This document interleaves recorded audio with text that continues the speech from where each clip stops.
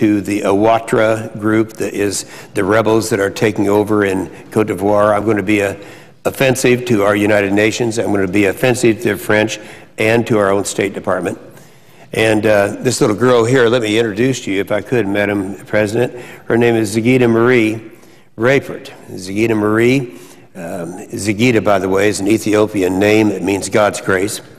This little girl we found when she's only 2 years old. I happened to be in Ethiopia.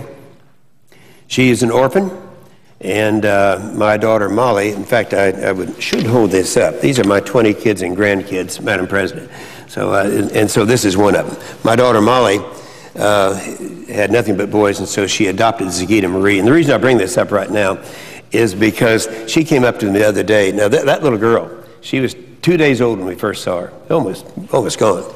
She's now 10 years old. She reads at college level. She's a brilliant little girl. She came up to the other day and she said, Popeye, well, let me explain that. See, I is for Inhofe, that's me. So it's Mama and Popeye, is that all right? Well, right. See, she came and said, Popeye, why is it you do things nobody else would do? And I said, that's why I do them. So I will say to you that Zagita Marie got her answer, and that's the reason I'm talking today. I happen to be very familiar with Africa, and I have been for quite some time on the Senate Armed Services Committee. I think they consider me the point man for Africa. We currently started working with Africa back at 9/11. In 9/11, we made a decision that while the squeeze and terrorism in the Middle East is going down through Djibouti and the Horn of Africa, we need to help the Africans build African brigades, supply them with train and equip with the different programs, help send their officers to the United States to train. And it was a good program. And I sometimes kind of joke around by saying, since I was the only member of the Senate Armed Services Committee who knew where Africa was, I took it on. So anyway, I do have a background in Africa, and for that reason, I'm going to speak for the 4th time in a week, actually the 5th time on the crisis. I'll leave it up here if we want to see it, Zagita, yeah. For the 5th time, the crisis in Côte d'Ivoire. Côte d'Ivoire is a West African country. We've been reading about it. You don't read much about it. It's sub-Saharan Africa. Nobody cares about sub-Saharan Africa. They do care about Libya. That's up north, still part of the African continent, but not sub-Saharan Africa. Anyway, the news is reporting that President Gbagbo, that's the seated president, and his wife Simone were captured yesterday by the French military forces, acting with the rebel forces of Alassane Ouattara. There is a videotape of both President and First Lady in custody. And you can put up the other one right now. According to the BBC and Reuters, that after the UN and the French helicopters repeatedly attacked the presidential palace, French special forces stormed the building with up to 30 French tanks and armored vehicles and took them both from the presidential palace to the Gulf Hotel, killing untold hundreds or thousands of people. We can't tell. This right here, Madam President, is a picture that was taken. This is a helicopter right here, a United Nations helicopter. It was encouraged to be used by the French. The French said, we authorize you. We're going to send our troops in there with you. We're going to do whatever they're doing. This is Abidjan. This is the capital of Côte d'Ivoire. And I happen to, where they're hitting their targets there, that was an area where they have a lot of their ordnance. And I've been there. And I've seen it. They're all scattered, and you have little huts with galvanized steel roofs over them with countless hundreds and hundreds of people. They're all dead. They have to be. They can't live. And there it is. That's the picture. Put the other one up to give you an idea of what is happening. There it is. It was blown up. They're peppering the entire town. I don't know why. Here I'm a member of the United States Senate, and I can't get even our State Department to look in to see how many people they murdered that night. That was Monday night. A week ago tonight is when that happened. We don't know, but they were murdered. I'm thankful that both the President Gbagbo, and the First Lady, Simone Gbagbo, are still alive, but they've been brutally mutilated. I condemn, however, the use of so-called peacekeeping forces made up of the United Nations and French forces in the attacks on Abidjan and the presidential palace, and these forces that have caused countless deaths in the densely populated city of Abidjan, 4 million people. I hope every president of sub-Saharan Africa is watching right now, because what happened there can happen to any country in sub-Saharan Africa. Africa has 52 countries. I think there are 41 of those are sub-Saharan Africa. The multiple firings of United Nations and French missiles into downtown Abidjan are like firing missiles into downtown New York City. You don't really know how many people are dead. You won't know for a long time. Who knows how many hundreds, if not thousands, of innocent people were killed as a result of the UN and the French bombing just a week ago tonight. Mr. President, this is not peacekeeping, this is war-making. This is not the role of the United Nations. And I question why the French are participating in this battle. The African Union has also condemned this foreign military intervention.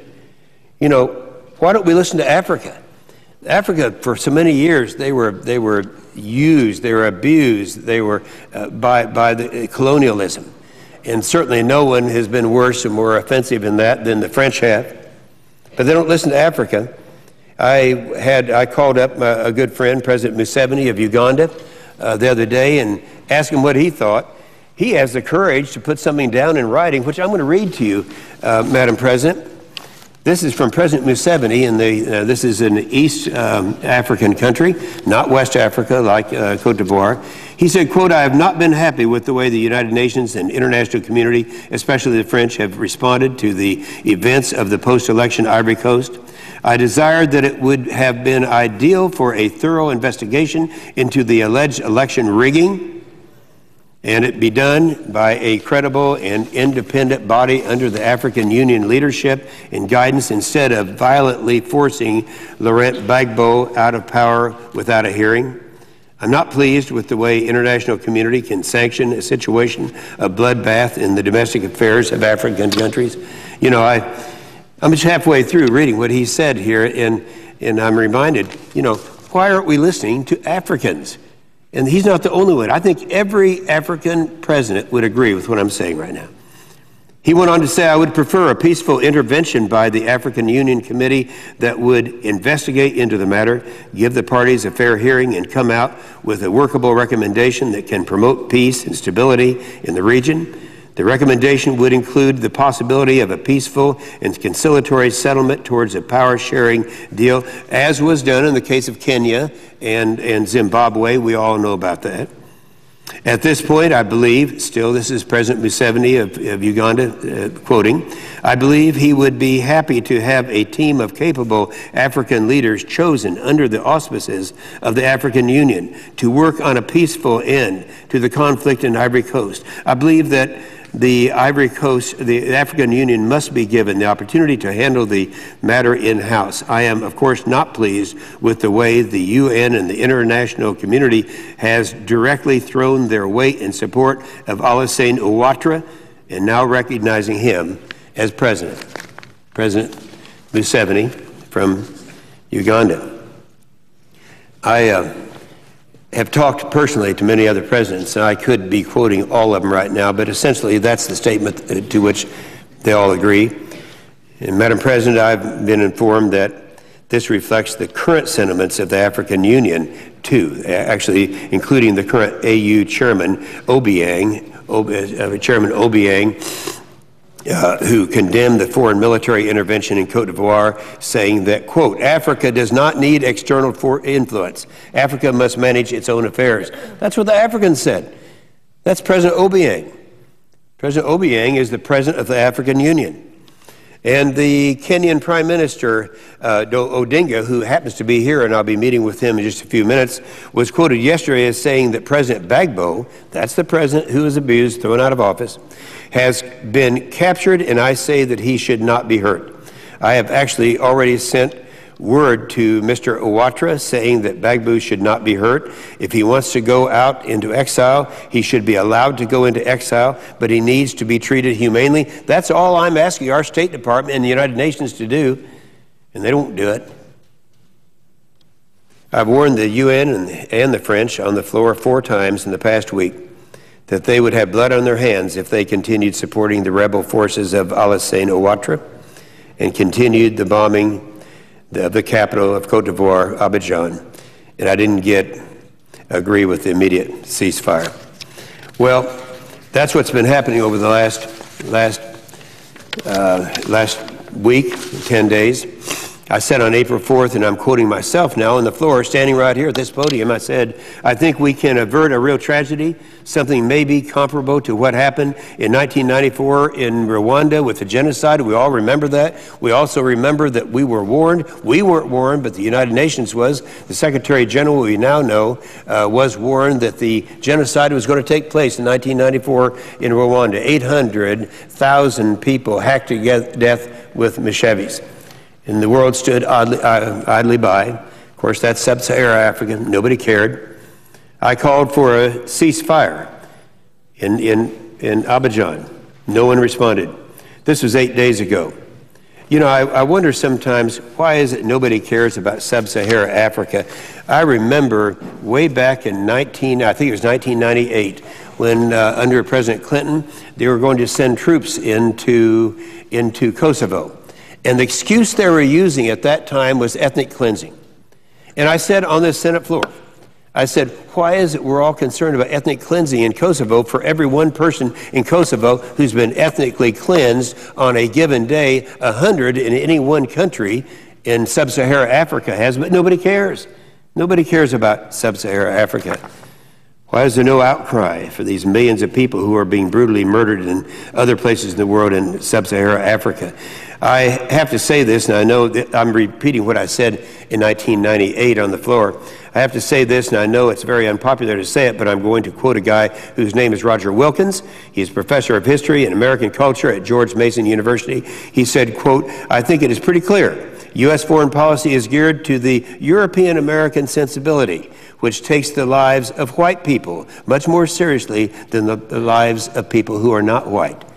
What's he saying there? I think I know what he's saying. But no one mobilized on behalf of the 500 people who were shot, hacked, and burned to death in a village in eastern Congo, Central Africa, around the same time. No outrage was expressed on behalf of the many other innocents who had been misfortunate of being slain. You know, I read this because I knew this was going to happen. And so it was only 5 days ago that I warned that this was going to happen. So anyway, on April 5th, I said that the Ouattara has tried to deny his involvement in the slaughter of up to 1,000 innocent people. This is April 5th, a little over a week ago.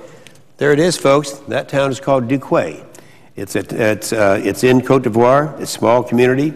It's the western town of Duquay. His forces I'm talking about Ouattara, took the town earlier last week after the Gbagbo forces had gone. They were already gone. They had to be the Ouattara forces. We know now, Mr. President, that these people were shot, macheted, and burned to death by the Ouattara forces. You may remember me quoting on the floor here just a few days ago a BBC report back last week that quoted the BBC reporter Andrew Harding, who said of the Duquay massacre, this is it now, folks, just a little over a week ago. He said, I spot 4 pigs